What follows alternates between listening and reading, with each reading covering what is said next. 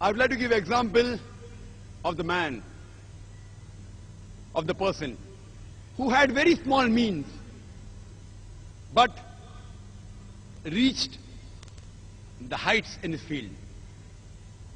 The man, the person who changed my life and converted me from a doctor of a body to a doctor of soul.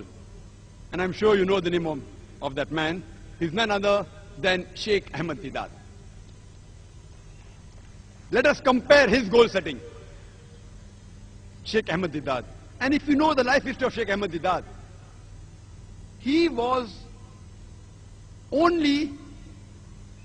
acquired education only till standard 6th. Because both his ends could not meet, he was forced to leave his education. After passing standard 6, he was forced to leave his education. A man with small means. He was forced to leave the country India where he was born. Then he goes to South Africa. He does a job of a salesman. He works in a furniture shop. He does the job of driving, etc. And while he was in South Africa, he used to constantly be harassed by the Christian missionaries, who used to tell, Islam is a useless religion. It is merciless. They used to attack Islam. And because he used to get harassed, a desire came in his heart that I want to reply all the allegations against Islam made by these Christian missionaries. I want to give a fitting reply to these Christian missionaries. Imagine a man only studied to standard 6. But naturally he had faith in Allah. He strived. He stumbled across a book.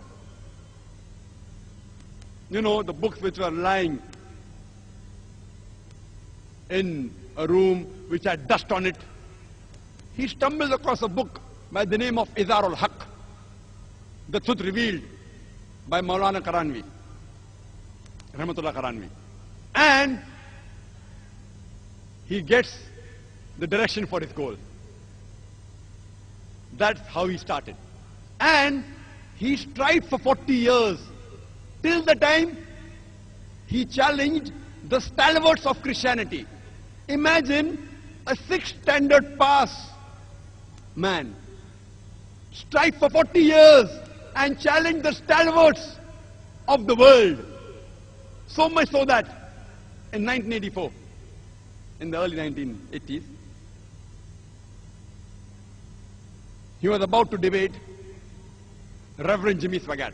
And at that time, in 1980s, Jimmy Swaggart was the #1 most powerful, most famous Christian televangelist.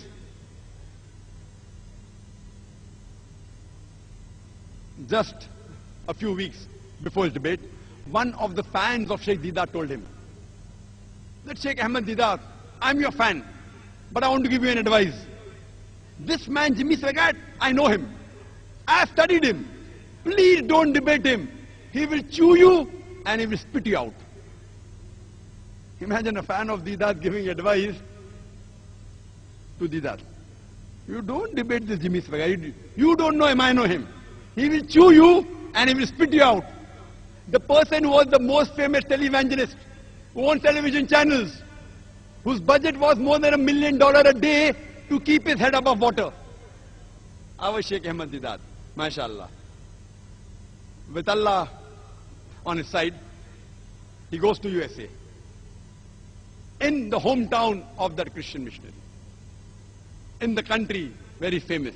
He goes and he has a debate. And alhamdulillah, summa alhamdulillah, with Allah's help, he turns the tables over. Imagine a man of small means, not even past school, leave aside being a graduate, challenges the stalwarts of Christianity, so much so that he became the biggest stumbling block for the Christianity of the world, for the Christian missionary. One man alone, Sheikh Ahmad Deedat, with the help of Allah subhanahu wa ta'ala, he challenged the whole of Christianity.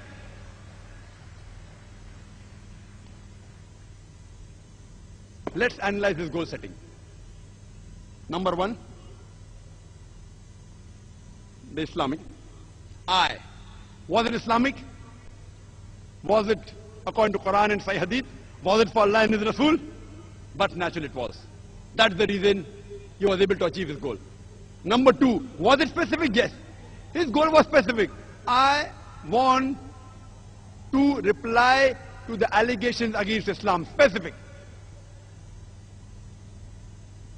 I want to give a fitting reply. Remove the misconceptions about Islam that is there in the minds of the non-Muslim. Number three, was it lucrative?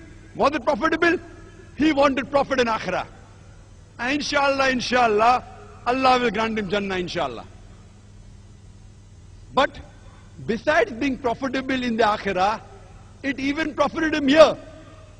You know, a number 6 standard pass man. In 1986, he gets the biggest award in the Muslim world. He is awarded the King Faisal Award for service in humanity. A 6 standard man. He didn't do for the award. Maybe he got $200,000. He didn't do it for that. Maybe for the gold King Faisal Award. He didn't do it for that. He did for Allah and His Rasul. Allah profits him in Akhirah and even in this world. Lucrative. Was it apt? Was it appropriate? Very apt. At the right time. His style, everything at that time. When the Christian missionaries were hammering the Muslims, our morale was at the lowest. This man, Sheikh Ahmad Deedat, he inspired thousands of youngsters, including myself. We could at least raise our head and stand. Apt. Was it measurable? Yes. What did he do? He collected the books of Christianity, the Christian missionaries who wrote against Islam. You know, John Gilchrist, all these books, Jimmy Swaggart, and started replying.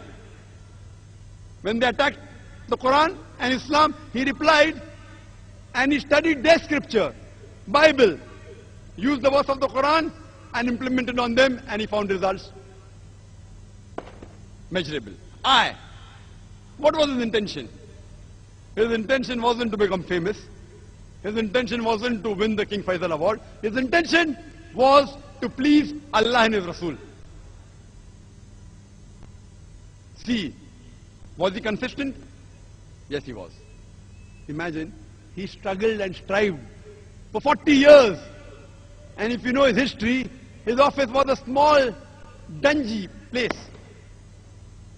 And he tells us that even to print a black and white pamphlet, 1,000 quantity, they used to have a meeting. Let's have a meeting. Can we print 1,000 quantity of a black and white pamphlet? MashaAllah.